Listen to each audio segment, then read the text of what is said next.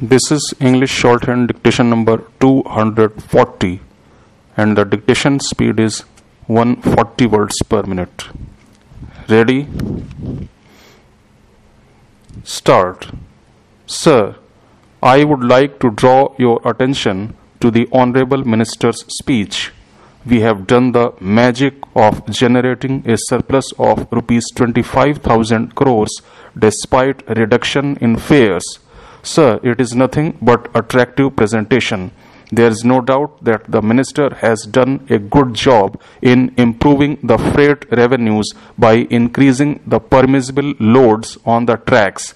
At the same time, the railways failed to implement the electronic monitoring system on wheel axle loads.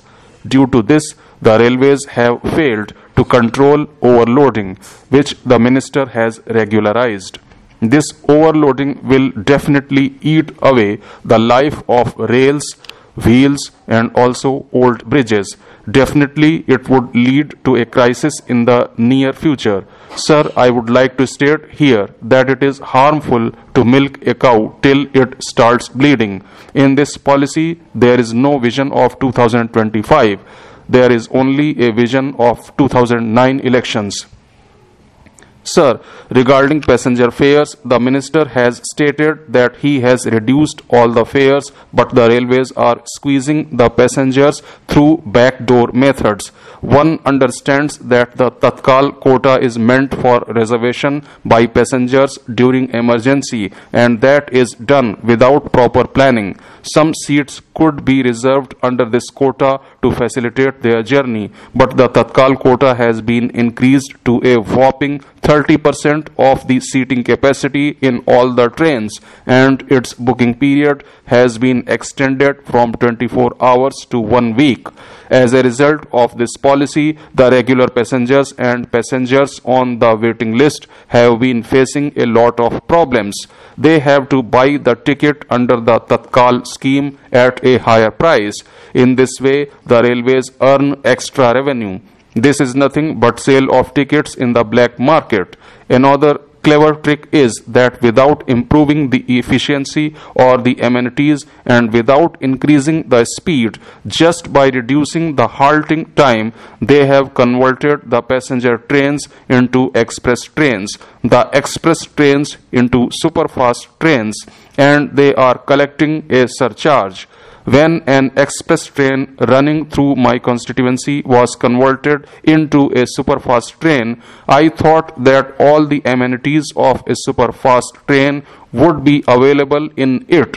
But when I pulled the door to step inside the train, the door almost fell upon me. That was the condition of that coach, and this train was called a superfast train. I lodged a complaint in this regard. After 6 months, the same coach arrived. When I went into it, there was nothing new. It had just been repainted and some minor repairs had been carried out. So that train was converted into a superfast train and the railways are collecting a surcharge on it. We are having 8,000 trains and 10,000 stations. But the spending on civic amenities and passenger amenities is only meager. That is rupees 500 crore. This is the outlay. This means they are leaving the common man to his fate only. Sir, now I come to the speed of trains. While all over the world the speed of trains is increasing, the speed of Indian trains has come down. For the goods trains, the speed is 30 kilometers. For passenger trains, it is 40 kilometers, while the permitted speed is 75 kilometers. Likewise, the optimum utilization of rolling stock also is not proper.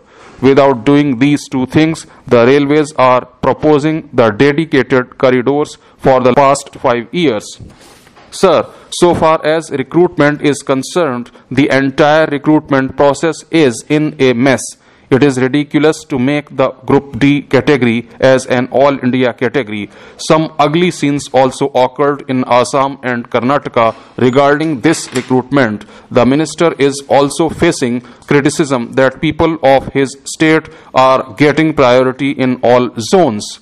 We appreciate the intelligence of people of Bihar. but it appears that they are highly meritorious only in railways recruitment, not in other recruitment. Sir, I saw the minister always using a neem stick to brush his teeth.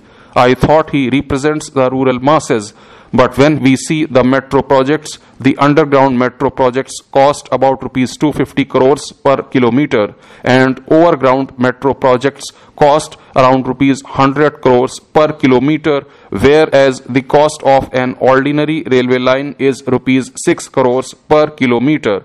That means they are diverting the funds of rural areas to the metros. I do not think he is representing the rural masses. He is thinking of only urban elites. Sir, regarding our representations, everywhere it is a routine process. It is a ritual. These railway authorities are convening pre-budget meetings with the members of parliament of that railway zone. But they are not taking any cognizance of the advice which we give them. I will quote an example. I sent a representation 2 weeks before this meeting, but they did not take any cognizance of my representation or my advice. When I insisted, they said that they had not received the letter itself. But when I showed them the inward stamp on my letter, they accepted their mistake. So that is the importance they are giving to our representation and advice.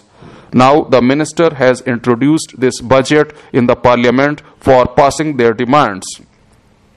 Sir, the budget presented by the railway minister is being appreciated by some as a great budget. Only when you have a deep study of this budget, you will grasp its real nature. This budget has been prepared bearing in mind the forthcoming parliamentary elections. I would like to point out that this budget lacks vision and does not have a long-term perspective. For instance, there is 5% reduction for sleeper class preferred by poor and common people. At the same time, AC class fare has been reduced by 7%. Most of those who travel by AC classes can add some more money and can afford to travel even by planes. But it is only the poor who are worst hit by the skyrocketing prices. Hence, they need to have a better deal. So, it is clear that this fare reduction is not going to help the common people, and nothing concrete is there in this budget for the poorer classes of the society. Senior citizens above 60 years of age are getting travel concession of 30% now. In this year's railway budget, the Honorable Minister has announced that female senior citizens will get the travel concession increased up to 30%. There should not be any discrimination between men and women in the senior citizen category. The senior citizens are extended this travel concession facility because their age is more and their income is less. Considering the fact that male senior citizens travel more than the female senior citizens, 50% travel concession should be extended to senior citizens of both the sexes uniformly. Girl students who were getting free railway passes up to class 12 have been extended with these facilities up to the completion of their college studies. Similarly, the boys who were getting free railway passes up to class 10 would henceforth be getting it till they complete class 12. I would like to urge upon you that there should not be any disparity in this facility extended to these students, and it should be for both the sexes equally. Hence, I urge upon the Honorable Railway Minister to extend this to boys also till they complete their college studies. Though the railways are happily claiming that they have made huge profits, it is saddening to note that the Southern Railway, more particularly the sections in Tamil Nadu, does not get adequate funds. I would like to say that a grave injustice has been done to our state. It is a matter of concern that a new rail route linking the coastal districts of Tamil Nadu has not been announced in the budget. Although a new railway division in Tamil Nadu has been announced, it does not have enough staff. The existing employees do not have buildings either to sit and work or housing facility to reside near their workplace. Sir, I stand here to support the railway budget. It has always been the case that every member of the House raises some demand with respect to his area.